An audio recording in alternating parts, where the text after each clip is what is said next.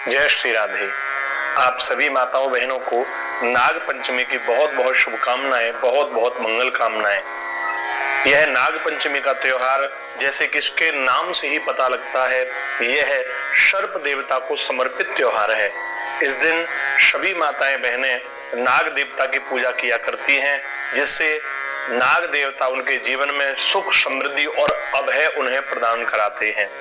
इसलिए आज के दिन सभी को नाग देवताओं की पूजा जरूर करनी चाहिए, क्योंकि इस पृथ्वी पर समस्त चराचर जीवों का रहने का अधिकार है।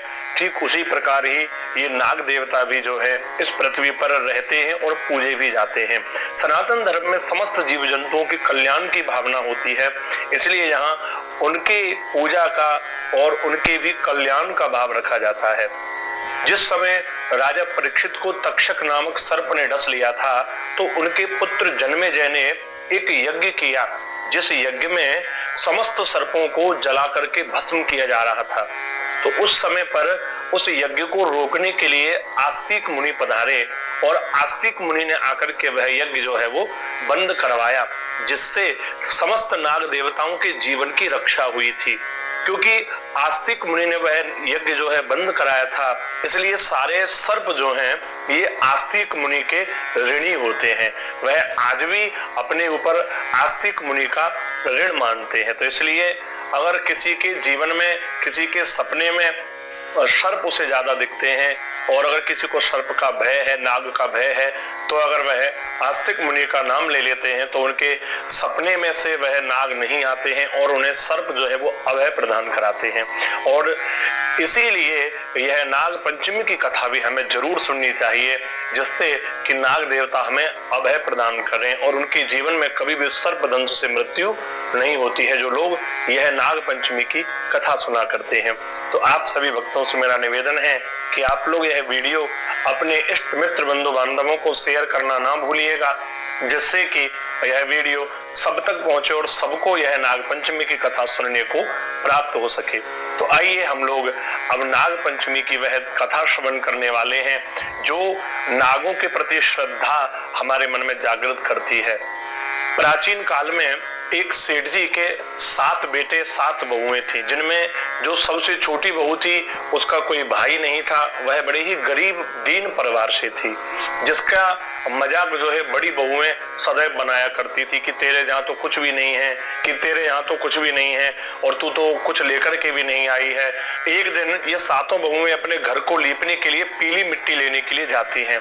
जहां ये मिट्टी लेती हैं वहां पर एक नाग निकल आता है। सभी उसे मारना चाहती हैं, लेकिन छोटी वाली जो बहू होती है वह उसे बचा लेती है। कहती है अरे इसको क्या मारना, तो वह उसे बचा लेती है और उस नाग को एक तरफ बिठा करके वह वचन दे देती है कि मैं अभी आती हूँ, आप यहीं बैठिएगा। और फिर वह मिट्टी लेकर के घर चली जाती है और नाग को दिया हुआ वह वचन वो स्वयं भूल जाती है। जब नाग को दिया हुआ वचन वो भूल जाती है, अगले दिन उसे याद आता है कि मैंने नाग को वचन दे रखा है।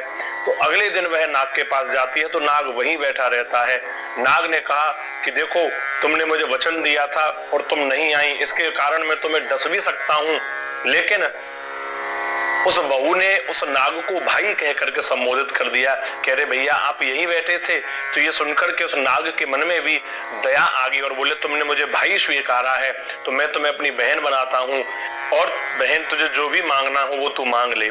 तो वह बोली कि भैया मुझे कुछ नहीं चाहिए, आप, मेरा कोई भाई नहीं था और वह तुमने मुझे अधिकार प्रदान करा दिया, तुम मेरे भाई बन गए, इससे ज्यादा मुझे क्या चाहिएगा।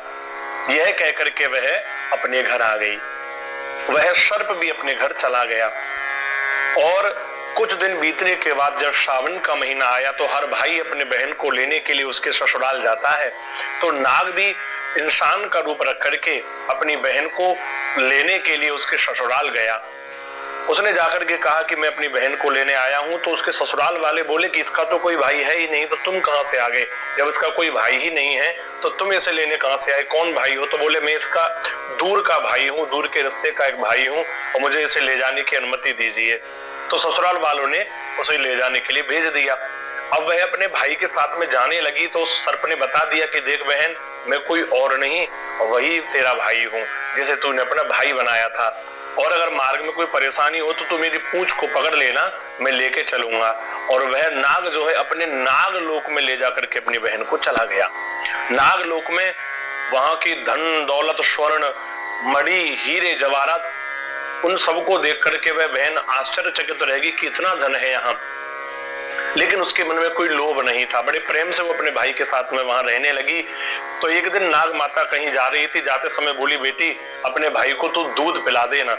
और वह नाग माता चली गई तो उसने अपने भाई को दूध पिलाया, लेकिन ध्यान नहीं रहा और उसने गर्म दूध अपने भाई को पिला दिया, जिसके कारण उस नाग का मुंह जल गया। माता लौट कर के आई तो देखती है, अरे ये तूने क्या कर दिया, क्रोध में आ गई। लेकिन उस सर्प ने अपनी बहन को बचा लिया कि माँ ये मेरी बहन है, इसे आप कुछ मत कहिए, इससे अनजाने में ये अपराध हुआ है, ये जानबूझकर के इसने वह अपराध नहीं किया है। और इस कारण से उस नाग माता ने उसे छोड़ दिया। अब जब वह बहन अपने ससुराल वापस जाने लगी तो बहुत सारे हीरे, मोती, जवाहरात और स्वर्ण आभूषण जो है वो उसने, भाई ने अपनी बहन को देकर के उसे विदा किया और घर छोड़ करके आया।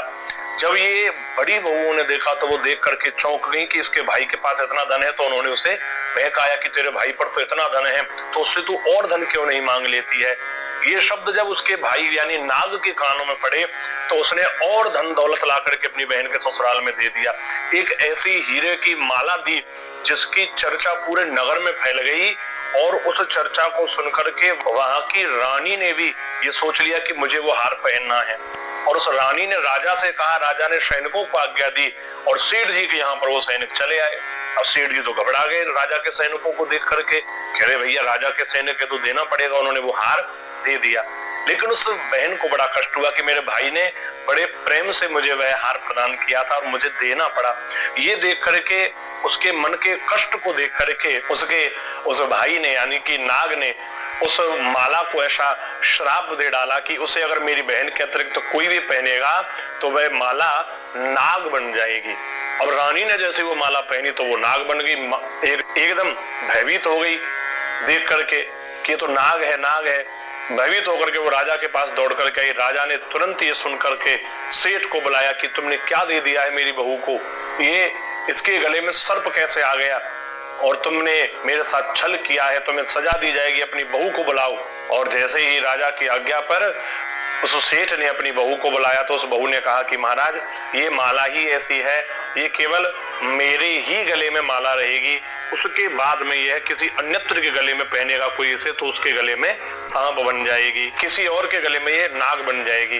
रानी को विश्वास नहीं हुआ, उसने कहा ऐसा कैसे हो सकता है, तूने मेरे साथ में धोखा किया, तू मुझे छल कर रही है। तो रानी ने कहा कि इस नाग को तू अपने गले में डाल के दिखा, और उसने तुरंत नाग को उठा करके अपने गले में डाला, वह हीरे मोती की माला बन गया।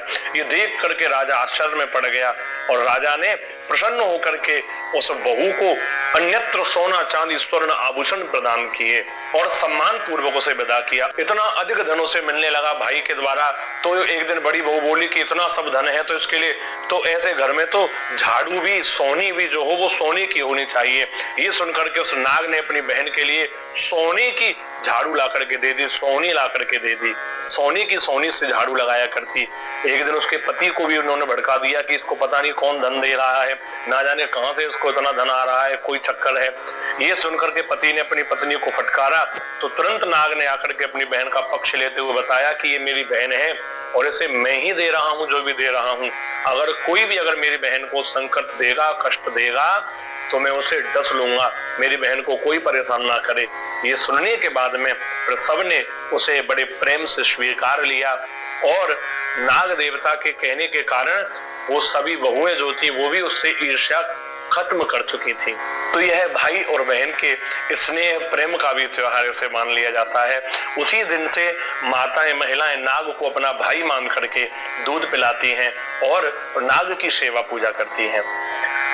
तो इसलिए नाग पंचमी के दिन नागों को दूध पिलाया जाता है। ये नाग पंचमी नागों का त्योहार है और नाग जो कि भगवान शंकर के गले में रहते हैं, इसलिए ये शिव से जुड़े हुए हैं। श्रावण का महीना भगवान महादेव का है और इसीलिए यह विशेष पर्व नाग पंचमी भी सावन में ही मनाई जाती है। तो यह त्योहार नागों के लिए समर्पित है, इसलिए इस दिन नाग देवताओं की पूजा जरूर की जाती है। शिव मंदिरों में जाकर के नाग पंचमी की पूजा होती है। जिनके जीवन में काल सर्प दोष रहता है, नाग पंचमी के दिन जब वो लोग पूजा करते हैं तो उनका वह काल सर्प दोष जो है वो नष्ट हो जाता है। जिन्हें भी भय लगता हो वह आस्तिक मुनि का मंत्र ओम आस्तिक मुनये नमः कहें तो उनके सर्प का भय, सपने में सांप आते हो, सपने में सर्प जैसे दिखते हो, वह सारे दोष जो है वो दूर हो जाते हैं। तो इसलिए आस्तिक मुनि का नाम लेकर के सोना चाहिए, जिससे सपने में भी नाग जो है वो कष्ट ना दें। तो आज हमने ये नागपंचमी की कथा सुनी है। ऐसी ही आगे कथाएं सुनने के लिए आप लोग हमारा यह YouTube